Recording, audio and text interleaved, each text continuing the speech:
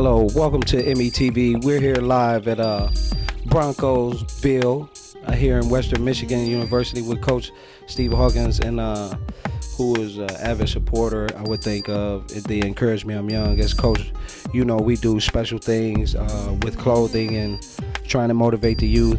We're only going to ask you a couple of questions. As a person of higher education and a coach and everything, one of the things that we wanted to ask you is, what piece of advice could you, Coach, give a young man right now that is going into middle school and high school? Well, the biggest thing is educate yourself. This is not a world where you're able to do great in if you don't get that piece of paper in your pocket.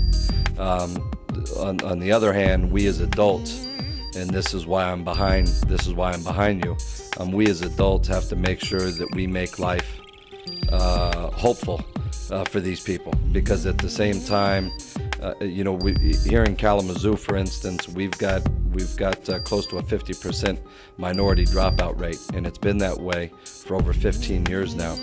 And the only reason young people drop out is if they lose hope. That's it. If they have hope, if they can make it in the real world, then they stay in school. And we've got to provide, as adults, we've got to provide a way to make sure that these young people see that there's a life out there for them that can be productive. As far as young people do, they got to hang in there. They got to hang in there, and they got to know, and they've got to see others that have made it before them, that act like them, that know what they're talking about, that can relate to them. They got to hang in there. They got to stay in school. They got to get themselves educated, and they got to get that diploma, because that's the way that they got to earn it. They got to earn it. They can't want it all right now. We live in a time where they want it all right now, and they got to be patient with it, where nobody else has patience right now. They got to be patient with it. If they can be patient, stay in school, their time will come. They'll be productive, and there's a good life out there waiting for them. Yeah, we call it at ME, we call it hardworking and humble. Coach, the second question would be, you had a great mentor.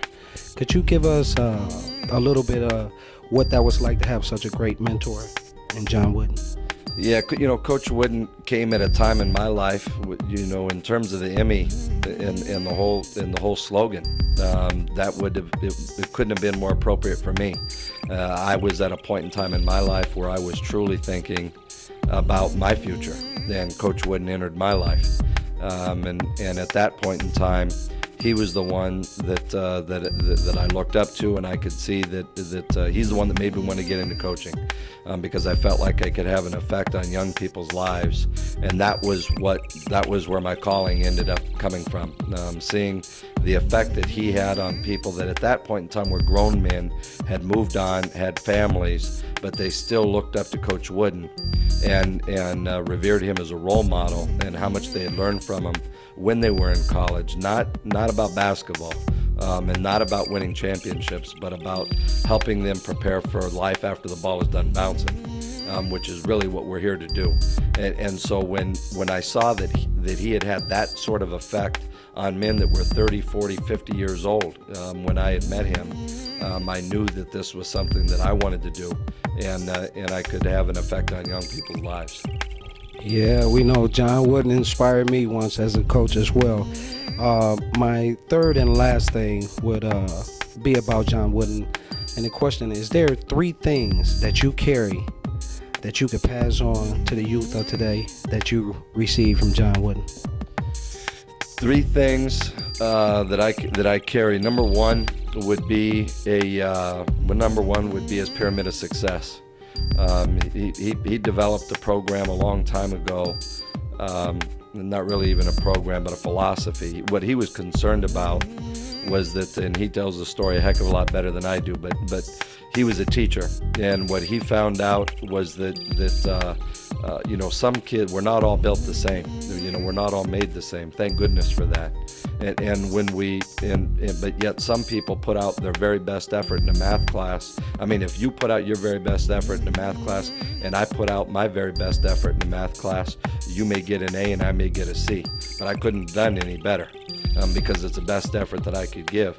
And he didn't think that the grading scale that we still use today was something that was very fair, and because it didn't reflect what people were trying to do.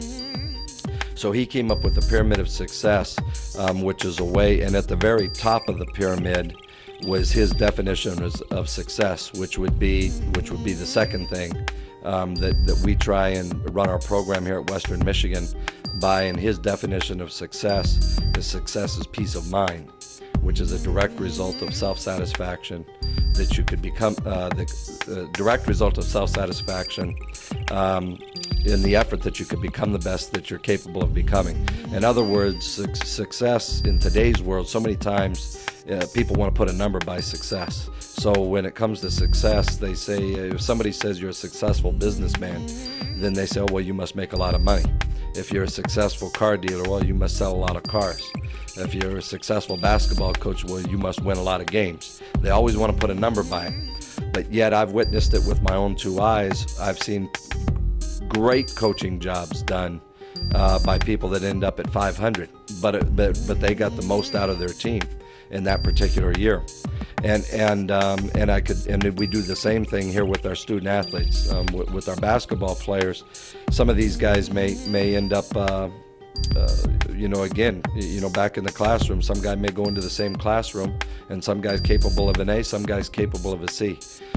So the final thing that I would tell you is that I got out of that, and it has to do with the first two things, is that the scoreboard is capable of lying to you.